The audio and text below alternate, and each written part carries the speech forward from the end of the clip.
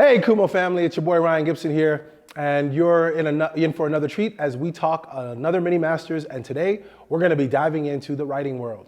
We're going into writer's block. Now, my team picked this. This is hilarious. I love this. It's so funny, and it's so real. It's almost this idea. I love this concept that you have your vowels over here, you have some of your stuff over here, some of your, and then there's probably a bunch of stuff on every side, and then you throw it, and hopefully it'll help you get through. So the first question is, what the heck is this? What is writer's block? Now, for many years, I had never experienced it. People used to tell me about it, and I used to look at them, and I used to feel bad. And I would try to be supportive and be like, oh, I'm so sorry, you know, and try to make it not seem like, I don't know what you're talking about, you're on your own, too bad, oh. You know, but then it finally happened to me. And when it happened to me, it happened when I had an opportunity very early on to, somebody wanted to read something. And I was asked to take what they had already read and punch it up with the notes that they had given me for this huge opportunity. It took me a month. They had no time limit. They were like, take your time with it, make sure it's right. It was a feature. Take your time with it, there's no rush. Usually takes me, on average, for a rewrite, about a week and a half, 2 weeks. Once I know exactly what it is that I'm changing. I plan it out, you know, I love my good outline, and then I get into it. Couldn't even get the outline done. Couldn't figure it out. Sat there staring at the page. One of my favorite quotes is, you sit there staring at the blank page as blood drips from your nose, willing words to come out of you. And the page wins. And that's what it was. The page was winning. And this blank page was looking at me, doing like this, you can't write on me. And I couldn't. I looked at it and I had nothing. I knew what the story was. I knew what the characters were. I knew what the world was. But for whatever reason, I couldn't connect the dots between them. And I struggled with that for about almost three and a half weeks. And then I had a conversation with a friend of my wife's, my ex-wife's. And she said very simply to me, I think you're looking at this as if this project is the magic skeleton key that opens the door, the capital THE door, that leads to all the things you want in your career. And because you've put that much pressure on this project to be this thing, you're freaking yourself out. You're psyching yourself out. You're putting so much weight on it, you're not allowing it to be in the process of what it usually is when you tell a story, which is you sit and it just comes to you and you just do it. Right now, you've blocked yourself off from that creative thing. So for those of you that are religious or spiritual, for me, it's the spiritual thing. Being able to connect to that higher self, call it God, call it whatever you want, that helps you channel through the stories that are demanding that you tell. When you have this literal block, it's blocking you from that energy coming down. Now, what's actually causing the block? Fear. F-E-A-R, fear. And what does fear stand for again? I always forget. The acronym for fear. False evidence appearing real, right? I always remember it later, but false evidence appearing real. So fear is this belief that, at least for me at that time, I'll speak for myself, that this one project was going to, as my ex-wife's friend pointed out, open the door to everything I ever wanted. I was gonna put the key in the lock, turn the key, open the door, and all this light, this God light was gonna come in, and I was gonna just be like, yes, there's my world, that's what I want. But that's unrealistic. It's unrealistic pressure to put on yourself, it's unrealistic, period. But it was the best and worst thing that ever happened to me. Because in the process of dealing with it, I had to deal with it. Because I couldn't do anything until I addressed it. And the first thing I did was I looked at myself and I got rid of the false evidence appearing real. I figured out what it is that I was really fearful of, nervous about, scared of, fearful, whatever adjective you want to use. I figured out what it was that was really terrifying me. And once I figured out what that was, and in my case, like I said, it was that this thing was going to be the thing. This was the project. And if I screwed it up, I screwed up everything. I would never get that key again. The key would never appear. The door would disappear. All of the opportunities behind the door would never happen. So once I let all that go, I was able to get to work. Now, you're probably asking, how do you let that go? So for those of you that are going through this right now, step one, identify the false evidence appearing real. Identify your fear. Identify the thing that's freaking you out. What is it? Give it a name, give it a shape, give it a color, give it a feel, whatever you need to do. You're a writer. Those words will come. Define it. When you're done defining it, then ask yourself a simple question. What is this thing actually doing to me? What is it causing? What is it taking? It's obviously taking time. It's probably taking mental energy. And it's taking what you perceive as the ability to do the thing that you're really good at, which is write. But the reality is, you never lost it. You can still write. No one came up, tapped you on the back, and pulled writing out of you and threw it away. It's there. It's still there. And remember, this is the hardest part of this whole journey. You are doing this to you. You are blocking you from the energy that's coming. So it really should be your writer's block. This is about what you're doing to yourself. And that was probably the most consequential thing that I had to learn from it, was that no one was doing this to me. I was doing it to myself. And once I realized that I was doing this to myself, then I had to ask myself, again, like I said before, what is this costing me? Do I want to keep doing this to me? What would happen if I just let it go? What could possibly happen if I just simply give in to the fact that, yes, this might be the project, capital T-H-E, that this might be the key, that this might be the door. Okay, now what? Then you flip it to the other side. What if it's not? What if this is not the key? What if there isn't the key? What if there are many keys and many doors and many opportunities? And once I started to let all of the steam out of it and ask myself those questions and get myself answers, it all started to kind of fade away. And I was able to breathe. And I mean this. I wish somebody was filming it at the time. If someone had been filming me, it was one of those things where you sit there and you're like, oh my God, I don't know. I pulled all my hair out. Oh my God, I can't do it. And then you get to a place and then you realize, I can do it. Oh, yeah, I want to say this.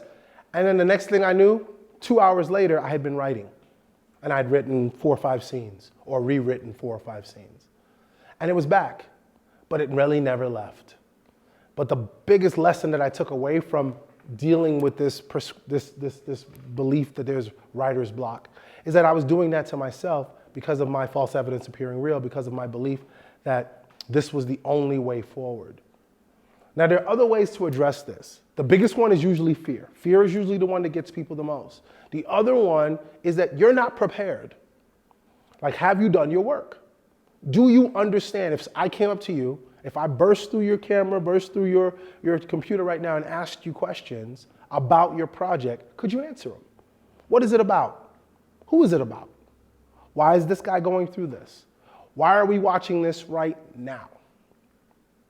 Who's the antagonist? Who's the protagonist? These are all those questions that we obviously all know as writers. We go through them. These are all things that are sitting in your fictional writer's toolbox that you go into to answer questions that you need. You have to have these answers. If you don't know them, then this is going to happen. And it's going to happen rightfully so. For instance, I'll give you an example. Recently, I was talking with a young man, and he was sharing with me that he was writing a series, and he was struggling with episode 2. Now, I hadn't read episode 1, but based on my years of experience, I knew certain things. So I listened, and he explained to me what was happening. I said, what's going on? And he was like, da-da-da-da-da. He's like, I'm having problems processing the story. I can't seem to figure out what I want to say. And I said, I'm going to say something to you, and I think it's going to give you a very bad day. And he said, what? And I said, granted, I did not read episode 1, and I haven't even read your episode 2. I said, whatever problem you seem to be having in episode 2, it's in episode 1. And he looked at me and he was like, huh? I said, because the issue you seem to be struggling with in episode 2 are issues that should have been cleared up in episode 1. You shouldn't be having these kinds of struggles so early in a series if you've done the work. if you've prepared and answered all the hard questions. What does your main character want? What is their goal? What are their objectives? What's the overall arc of their story throughout your series? Where are they going to end up at the end of your series? These are things that I started throwing at him and he didn't know. And as we sat there and he pondered, I finally said, fine, give me episode 1. And I read it. We were sitting there having lunch and I read it. And I read it pretty quickly. And when I was done, immediately I said, yep, episode 1. Your issue's episode 1 is that you've written a story and your main character is not the main character. Those are simple things that happen. We want to get to, as a writer, one of the things we love to do is write. We want to tell the story. We want to get to the next thing, the next thing, the next thing, the next thing.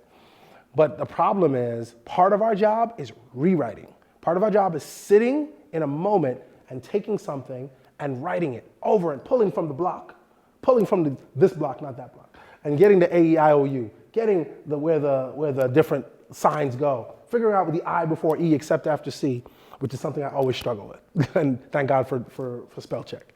But these are things that you have to be prepared to deal with. And if you're not asking yourself these tough questions, if you're not figuring out the who, what, when, where, why, how of your story, and know that from the beginning, I don't care what you're writing, a poem, a short story, a long story, a feature, a comedy, a drama, a horror, a sci-fi, whatever, stage play, whatever, a series, whatever it is you're writing, you're gonna struggle. And inevitably, that struggle will lead to your own insecurities, which will lead to here. Because the writer's block is birthed in fear and insecurity. I wrote, when I had mine, it was 100% my starting to question, am I good enough? Can I do this? These people have an expectation. What if it's not exactly what they thought? I can't. All the I can'ts, all the things that you say, we all say to ourselves inside of our head. You start saying. I remember reading something recently. Bruce Lee said, your body can't tell if you're joking. So if you say to yourself, I'm sick, I'm always sick, I'm always sick, and you mean that, your body will join you, and you will be always sick. You will I'm always tired, I'm always tired. At 4 o'clock every day I'm tired. Every day at 4 o'clock I'm tired. My response to you is, of course you are. Because you've told your body that, and your body listens to you. Because it can't tell that you're joking. If you say to you, just as much as if you sat there and said, I'm a terrible human being. You might be joking, but if that's the constant noise that you're saying, if that's the song that's playing in your head, if that's the words that you're constantly using, it becomes true. All of these things become part and parcel that lead to the writer's block. I know I sound like I'm about to get into a therapy session, but it really is. It's therapy. You have to start looking at yourself differently. You want to be a writer? You want to do this? It's not easy. I've said that before. I'll keep saying it again. But it's not hard either. It's only hard if you make it hard. It's not easy in the sense that it requires work. You have to go do something. You have to go out and learn something. You have to actively do it. Writing, acting, producing, directing, all of these things in these creative spaces, painting, singing, these are things that you have to say. Somewhere along the lines, you have to declare, I am, the great I am. You have to say that. If you don't say it, it can't be true. You have to say it, and then you have to do it. So I am a writer because I've written, but also because I've said it. I am a director because I've directed, but because I'm also going to direct. I am a producer because I've produced, and I'm going to produce again. I'm a singer. I'm a dancer. I can fly. Whatever it is you want to believe about yourself, the same thing that Bruce Lee said about what you say, the things that your body can't tell if you're joking. It's also true the other side. Even if you're telling yourself something and you don't 100% believe it, after a while, if you keep repeating it over and over and over and over and over again, at some point, your body will join you. You know what I say to people all the time? I tell people this when I'm sitting down or if I'm on a date. Not too many of those lately, but I went on a few. And one of the things I said to someone, I was like, I said, I'm awesome. I'm incredible. And I say that, and I mean it. And I used to say it, and I didn't mean it. I used to say it, and it used to be a joke. And it's still kind of tongue-in-cheek a little bit now. But I know it to be true. I'm amazing. I'm freaking awesome. I can say that with a straight face. And I can tell somebody I'm also an incredibly talented writer. I can say that with a straight face. And I'm a very diligent producer. I can say that with a straight face. I'm working on directing. I haven't gotten there yet. But the rest of them are, but I keep telling myself, these are the stories you're telling yourself. So even when you're struggling with this, first again, I'll reiterate for everyone who didn't get it. Identify the issue. You. Look in the mirror. The issue is you. Once that's been identified, identify what is your issue. What is it that you are having problems with? What are you struggling with? What are you battling with? Because sometimes I promise you, and this is the most frustrating thing about what we do as writers, we are gods in a universe, and we are insecure gods because we're creating worlds based on experiences that have merged in with reality and fantasy, fact and fiction, truth and lies. But always, part of them is from us. Always. There's either a character, a story, a moment, something that beats in the heart of you. And when that touches it, it changes it a little bit, especially for the writer. There's a connection. It's why it's so hard for us to hear someone give notes on our stuff, because it feels like they're attacking your child. Like someone walks up to you and goes, oh, look at your baby. Oh my God, he's so ugly. What? You will fight somebody if they walk up to you and just told you your baby was ugly. You would be ready to fight them. But those are all part of the lessons we have to learn, that this is not us, that this came from us, but it doesn't define us. And then when you can release it, and you're able to release it, the connection will always be there. The ability to be unblocked, and I have not been blocked since, I'll be honest.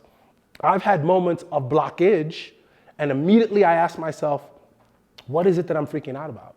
What is causing me fear? And I take a moment, or a day, or two, whatever it requires, and I still myself. And once I've stilled myself and I figured out what it is, then I start attacking it. Why is this bothering me? Oh, because it's bringing up this, or it's connected to that, or it's about this. It's always about something real. It starts off in this, fear. What's it stand for again? I always get it wrong. False evidence appearing real. So it always starts off in the fear of the false evidence appearing real, and then it immediately becomes real. It does come from a real place. You've just inflated it to an unreal place, which is why the block happens. But now you go back to the real place, and once you get the real, you can shut it off. Is it easy? No. Does it require work from you? Yes. Is it necessary? 100%. Because once you've done it, then the next time it comes, you recognize it and you could do it even faster. Like now when it comes, I feel it in the pit of my stomach. I know. And immediately I stop myself. Or I do something, I bite my nails, which I almost never do. And if I'm biting my nails and I don't realize I'm biting my nails, I'll stop myself and go, why am I biting my nails? What am I insecure about? It's literally the question I ask myself. What am I feeling insecure about right now? And I stop. And then it comes. And then I go, oh. And I don't always like the answer because no one likes to feel insecure. But when you know what it is, you can address it. And as soon as I can address it, I can move past it.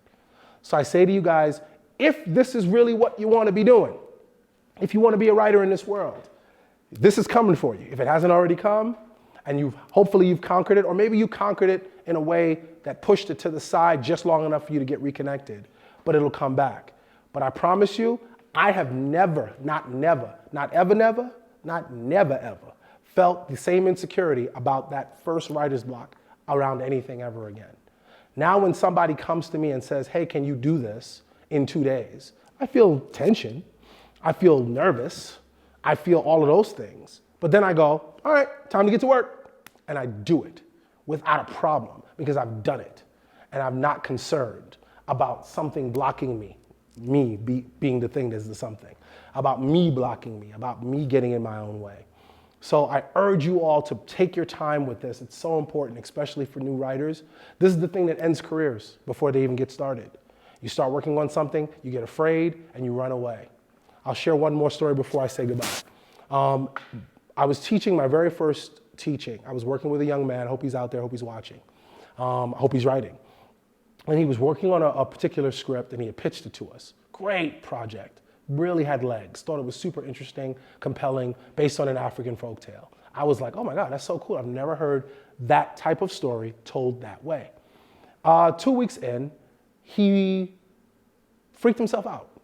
And he comes over, he was sent to me by the other instructor, and they asked me to help him. And we went outside and I sat with him and he was so fidgety. He had all this energy. You could tell that he was fighting himself. And I said, stop, just stop everything you're doing, stop. And I said, now tell me what it is you're trying to do. And he says, well, can I change stories? And I was like, immediately I said no. And I said, you know what, I take that back. Tell me what the story is. So he told me the new story. The new story was this contrived, heard it 1,000 times, teen drama that he just pulled. And I was just sitting there going, you want to do this instead of that one. And I said, why? And he was like, well, because, and he couldn't say the word. And I said, because it's easier? He's like, no, it's not because it's easier. I said, that's what it sounds like, because it's easier, at least easier for you in your head. When the reality is they're both the same. They're not one easier or harder. You're just making one easier and harder. I said that to him and he still was like, I don't know what the story is anymore. I said, but you sat here and you pitched us the whole story. Did you forget the pitch? And he was like, well, no. I said, well, can we go through it? He was like, okay, fine. He said, but if it still doesn't work, can I just do this one? I said, sure. All right. But I promise you, and I said this to him, if you decide to not do the original idea because it's hard, you'll never ever be the writer you want to be, because you're always going to pivot when things get difficult. I said, but I'm willing to listen. I said, the only thing I'm going to ask you to do is to stand right there, because we were standing up outside, and I said, do not move, and I'm going to be your energy. I'm going to walk around you in a circle. And I started walking very slowly around him in a circle, and I said, don't move your head, don't look for me, I'm here, you can hear me, just tell me your story. And then we went through Act 1. I helped him by saying, tell me about Act 1, tell me about your introduction of your main character. Who's your protagonist? Who's your antagonist? How do we meet them? And we went through the whole story. I must have walked around him like 80 times. We went through the whole thing, went into Act 2, and then when we got to his all is lost moment and it turned into Act 3, I stopped. I ended up landing right in front of him and I stopped and said, okay, sounds like, and he was smiling. At that point, he was smiling because he was like, he refound his story. And I said, well, go write it. And he's like, no, we still gotta finish. And I said, no, you know how it ends because you know how it began. You know how it begins, you know what happens in the middle, you know how it ends. You don't need to tell me. You already know it. Go write it. And I said, and don't ever doubt yourself again. You started believing that you couldn't do it, and that belief became true.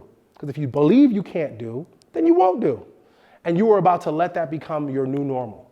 You were about to tell yourself you couldn't do it, you shouldn't do it, and then you wouldn't do it. And it would be done. And then you would go do this one that was easier, and it probably would have been okay. But in the back of your mind, you'll always be beating yourself up for the fact that you didn't do what you should have done. Trust yourself. Believe in yourself. So same thing as saying, I say all this to say to everyone out there, don't pivot.